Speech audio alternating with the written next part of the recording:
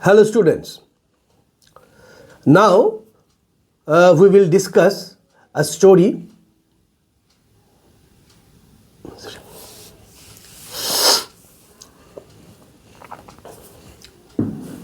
Hello students.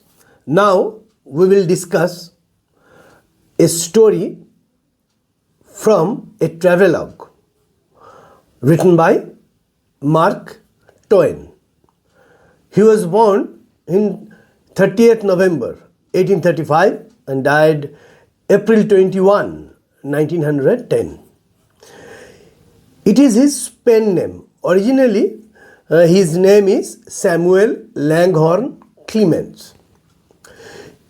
He was an American writer, humorist, and essayist. He was called the greatest humorist USA has ever produced. William Faulkner, a great man of English literature, called him the father of American literature. Mark Twain wrote many books. Among them, the famous are The Adventure of Tom Sawyer, 1876, The Adventures of Huckleberry Finn, 1884. Now we will discuss the story from a travelogue of Mark Twain, The Older Than History. Older Than History. It is an extract from his travelogue named Following the Equator, A Journey Around the World. Mark Twain travelled India when India was under the British rule. It was probably between 1895 to 1897, and in that time he travelled India, and in his travelogue, Following the Equator, A Journey Around the World, we find this piece. This is about our holy city, Benares.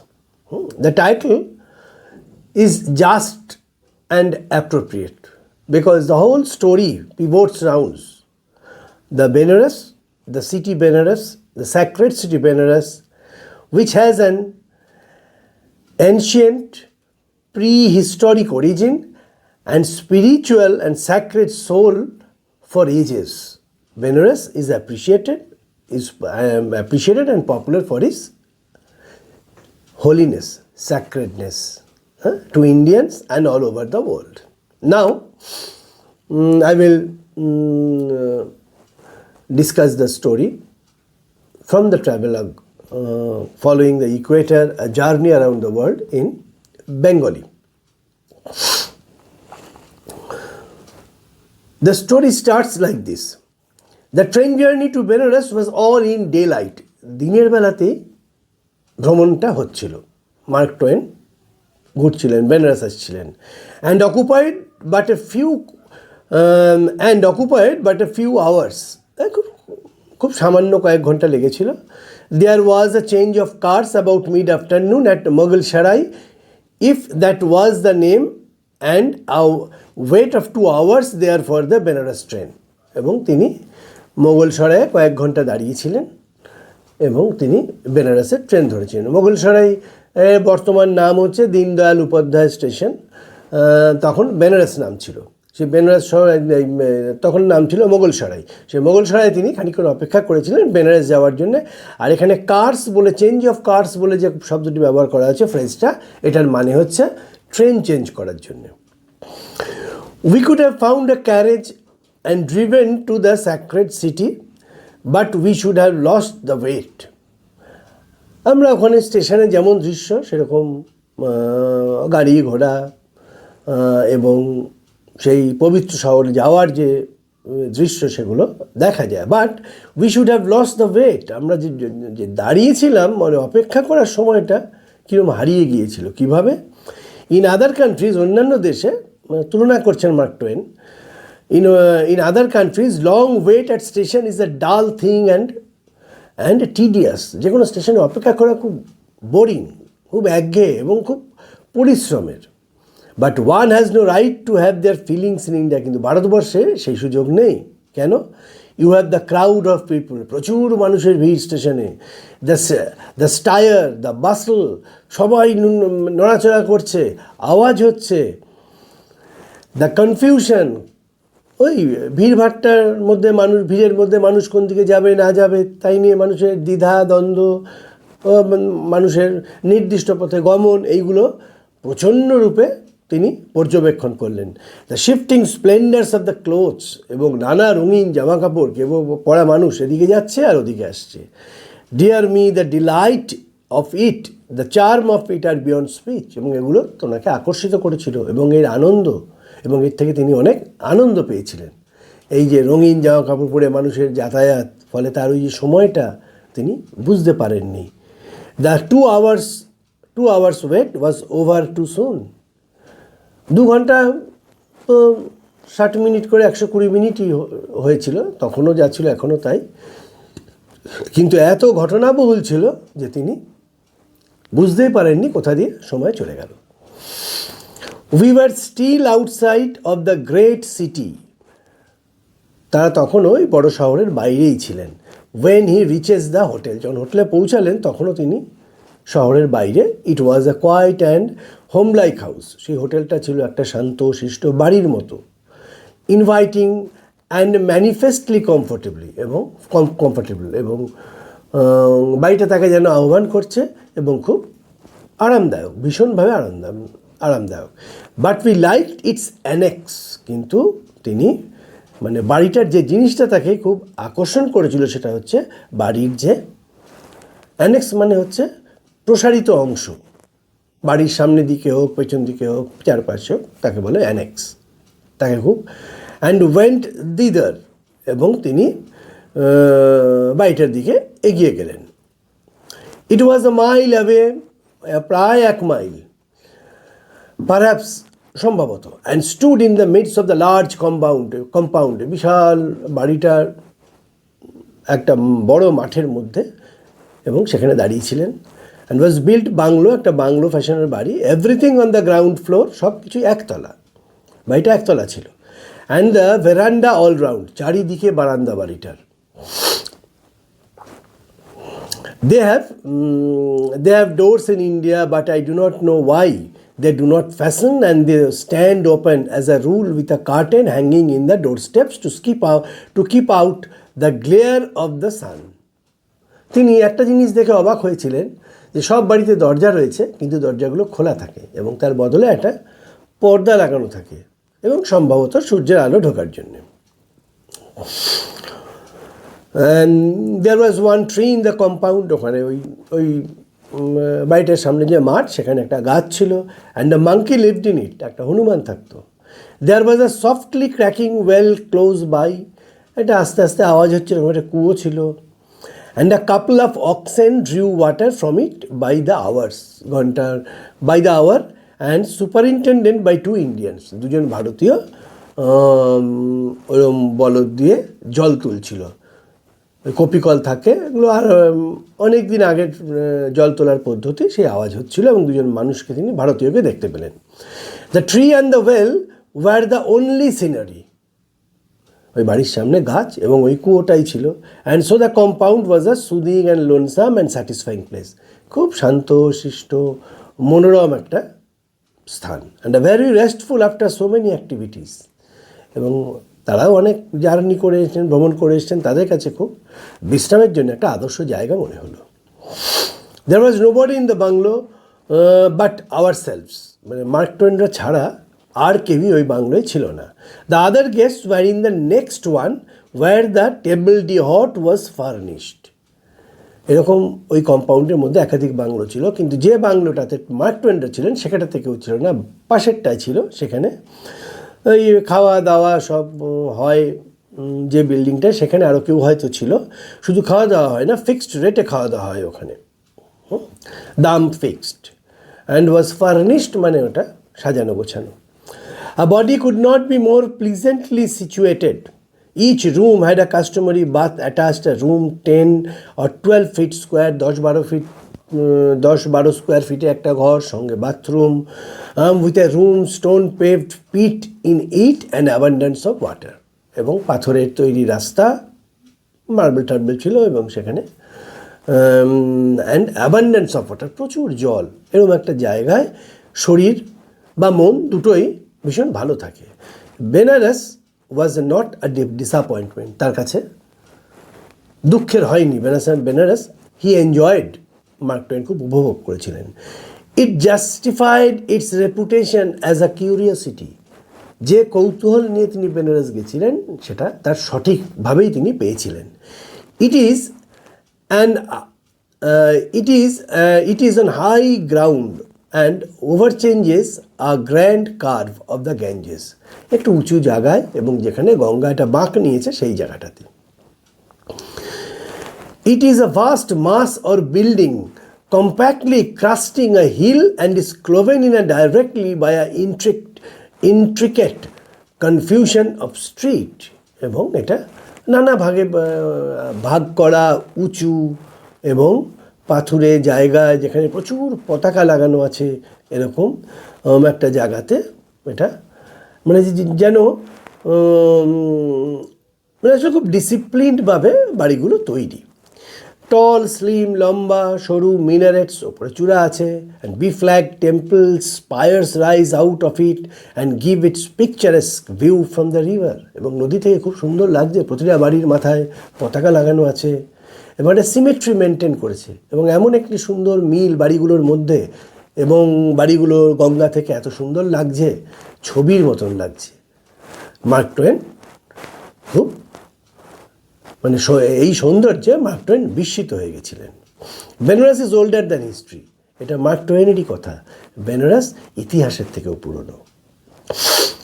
Older than tradition, যে ঐতিহ্য চলছে তার, যে এই ঐতিহ্য আছে তারও পুরনো, তার থেকেও পুরনো। ওল্ডার ইভেন দ্যান লেজেন্ড, যেসব গল্প আছে পৃথিবীতে চালু, নানা গল্প আছে নানা বিষয়, তার থেকেও পুরনো হচ্ছে বেনারস।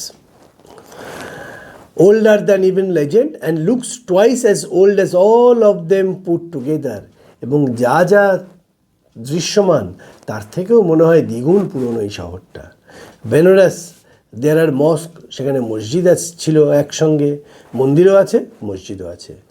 বেনারস দেয়ার আর টেম্পলস উইদাউট নাম্বারস, অসংখ্য মন্দির। quaintly shaped and elaborately sculptured little stone temples crowd all the lanes, সব গলিতে অসংখ্য সুন্দর সুন্দর মন্দির। বেনারস আমরা জানি সব সরু সরু গলি, দুপাশে অসংখ্য সুন্দর সুন্দর মন্দির।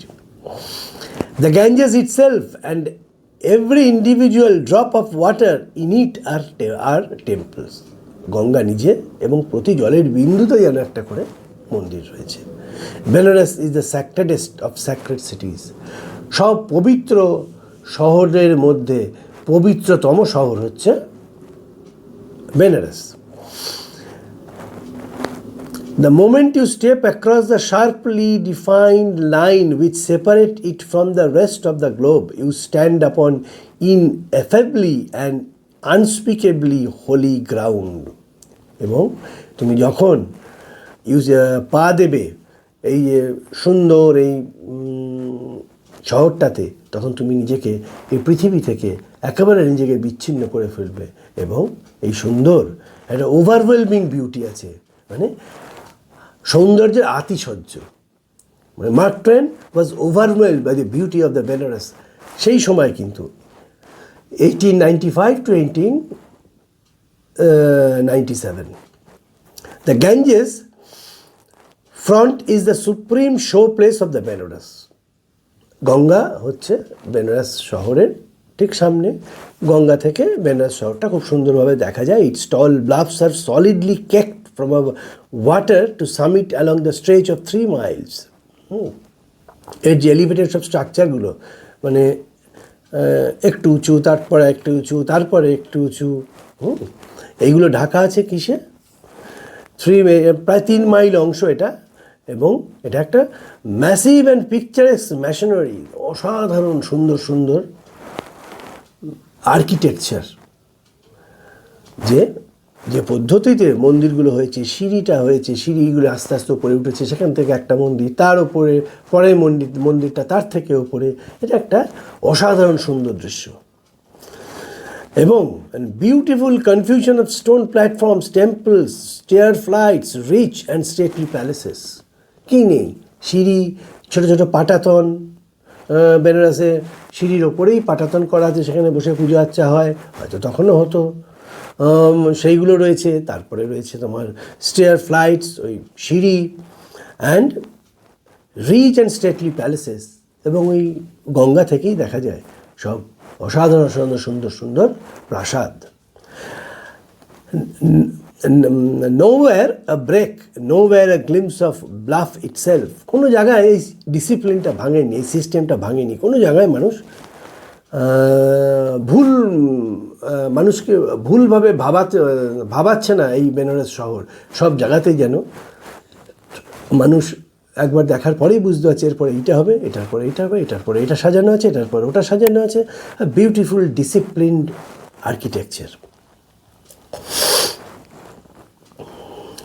All the long face of it is compactly walled from the sight of this crammed perspective of the platform. এই যে প্ল্যাটফর্মগুলো, এই যে পাটাতনগুলো, ওভারওয়েলমিংলি ডিসিপ্লিনড। যেই গঙ্গা থেকে আমরা মার্ক টোয়েন ওপরে উঠতে শুরু করেছেন, সব জায়গাগুলি কোথাও কোথাও দেয়াল দেওয়া আছে, কোথাও কোথাও বাড়ি এবং ছোটো সরু গলি, এবং এগুলো খুব ভীষণভাবে সুন্দরভাবে একটা নিয়ম মেনে যেন হয়েছে এগুলো সবটাই যেন, এবং সব নিয়মটাই এত সৌন্দর্য তৈরি করেছে যে মার্ক টোয়েন অভিভূত হয়ে গেছেন। সোরিং স্টেয়ারওয়েজ, স্কাল্পচার টেম্পলস, এর আগেও বলেছেন। সোরিং মানে যে সিঁড়িগুলো উঠছে, স্কাল্পচার্ড মানে দারুণ শিল্প সমৃদ্ধ সব মন্দির, ম্যাজেস্টিক প্যালেস, রাজকীয় রাজবাড়ি, সফেনিং অ্যাওয়ে ইনটু দ্য ডিস্টেন্স। এবং এগুলো তখন তো বেনারস এইরকম এখন আমরা যে বেনারস দেখি সেরকম ভিড় ছিল না, সেখান থেকে তারা একটু দূরেই ছিল ওগুলো সব। সেই আস্তে আস্তে সেইটারই কথা বলেছেন, softening away into the distance, একটু দূরে। And there is movement, motion, human life everywhere and brilliantly costumed. গতি ছিল, আওয়াজ ছিল, মানুষ ছিল, এবং দারুণ রংচঙে জামা পরা লোকজন। ওই মানুষরা দারুণ রংচঙে জামা কাপড় পরে থাকতো। They stream in the rainbows up and down the lofty stairways and the masked in the metaphorical flower gardens on the miles of the great platforms at the river's edge. এবং তারা রেইনবো, রামধনুর মতো, মানে ঢেউয়ের মতো, রামধনু যেমন ধনুকের মতো, সেই রকম লোকজন ওই গঙ্গায় নামছে, ডুব দিচ্ছে, উঠে আসছে। এবং সেখানে সম্ভবত তখন ফুলের বাগান ছিল, এবং সেই বাগানের তারা মানে এটাকে তিনি এটা রূপক আকারে ব্যবহার করেছেন, মেটাফরিক্যাল ফ্লাওয়ার গার্ডেন্স। এমনভাবে ভিড় করে আছে মনে হচ্ছে যেন ফুলের বাগান, কারণ রঙিন জামা পরে আছে সব।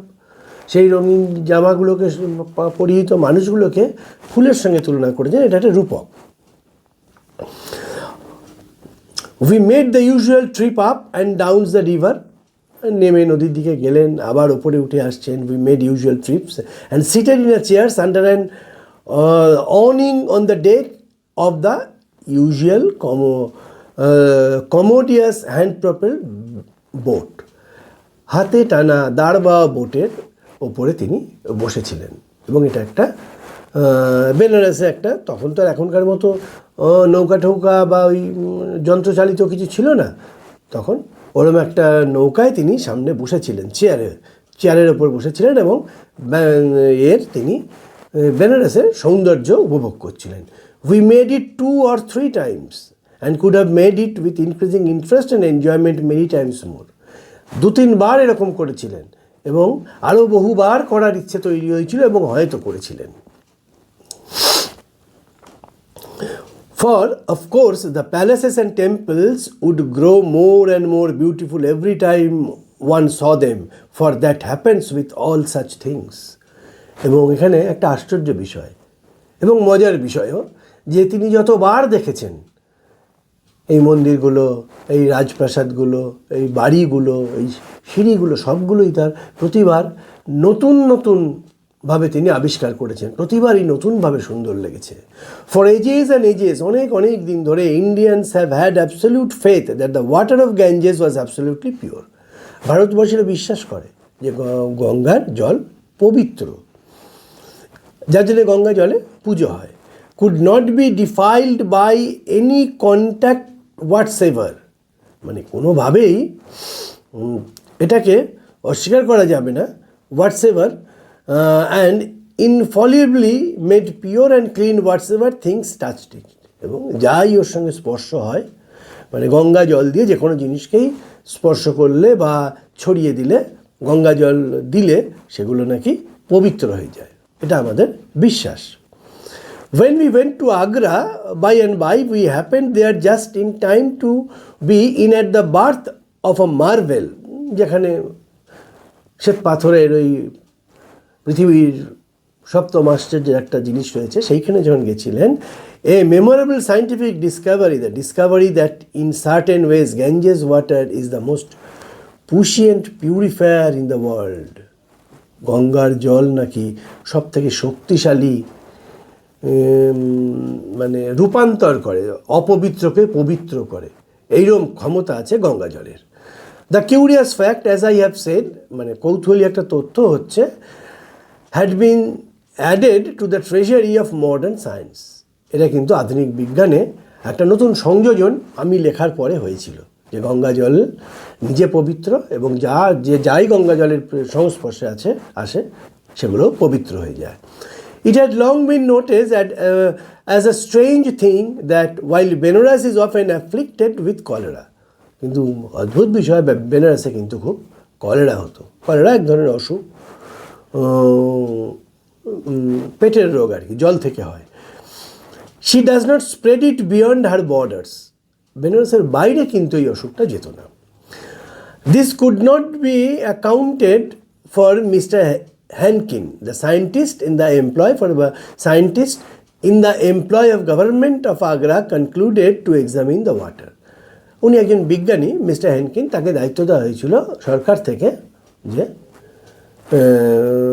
এই জল পরীক্ষা করে তার চরিত্র বর্ণনা করতে। He went to Benares and made his test, Benares গিয়ে পরীক্ষাটা করেন। He took over from the river, he took water from the river, সেখান থেকে জল নিয়েছিলেন। He added swarm of cholera germs into this water, তিনি ওইখানে কলেরার যে জার্ম ওই জলের মধ্যে তিনি মানে প্রভূত পরিমাণে তিনি যোগ করেছিলেন, ওখানে দিয়েছিলেন। Within 6 hours they always died to the last sample, এবং 6 ঘন্টার মধ্যে সেই কলেরার জার্মগুলো কিন্তু মরে গিয়েছিল। How did the ancient Indian find out the water's secret in those ancient ages? উনি বিস্মিত হয়ে গেলেন যে ভারতীয়রা কী করে এত দিন আগে আবিষ্কার করেছিলেন এই সত্যটা, যে গঙ্গা জলের এইরকম একটি ক্ষমতা রয়েছে, এবং সেখান থেকে এই পবিত্রতা তৈরি হয়েছে যে কলেরার জার্ম ওই জলে দিয়ে দিলেও সেই জার্ম 6 ঘন্টার বেশি বেঁচে থাকে না। হ্যাড দে জার্ম সায়েন্টিস্ট দেন, তাদের কি তখন এই জীবাণু বিজ্ঞানী ছিল? উই ডু নট নো, আমরা জানি না। We only know that they had a civilisation long before we emerged from savagery. আমরা একটা জিনিস জানি, যেখানে একটা সভ্যতা ছিল, আমরা যখন মানে অসভ্য ছিলাম, মানে অসভ্য মানুষ বনে থাকতো যখন, তখন থেকে যখন মানুষ সভ্য হলো, সেই সময় সেখানে কিন্তু এক ধরনের সভ্যতা, খুব সমৃদ্ধ একটা সভ্যতা ছিল। So far as I am able to জাজ, আমি যদি ঠিকঠাক বিচার করি, nothing has been left undone either by man or nature, মানুষ এবং প্রকৃতির দ্বারা কিছুই না করা পড়েনি, সব কিছুই আবিষ্কৃত হচ্ছে। To make India the most extraordinary country that the sun visits on his round, সূর্য যে দেশকে সূর্যের আলো ছোঁয়ে, তার মধ্যে ভারত হচ্ছে আরেকটা দেশ, যে দেশটি বহুদিন ধরে সমৃদ্ধ এবং আজও সমৃদ্ধি তার সমৃদ্ধি ঘটছে। Nothing seems to have been forgotten, nothing overlooked, কোনো কিছুই ভুলে যাওয়ার মতো নয়, কোনো কিছু অস্বীকারও করা যাবে না। Perhaps it will be the simpliest to generalise her with one all comprehensive names, the land of wonders.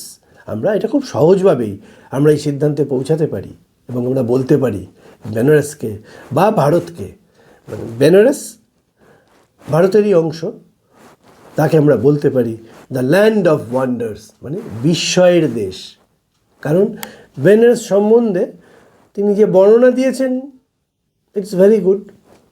Mark two one ভালো লিখবেন, এটাই তো স্বাভাবিক, এবং তিনি বেনারসকে গোটা গল্পটা ট্রাভেলগটা না পড়লে তো জানা যাবে না, তিনি এটা তো অ্যাব্রিজড, তিনি আরও কী কী বেনারসে বর্ণনা করেছেন। কিন্তু গঙ্গার পবিত্রতা নিয়ে তিনি যেটা বলেছেন সেটা কিন্তু সারপ্রাইজিং।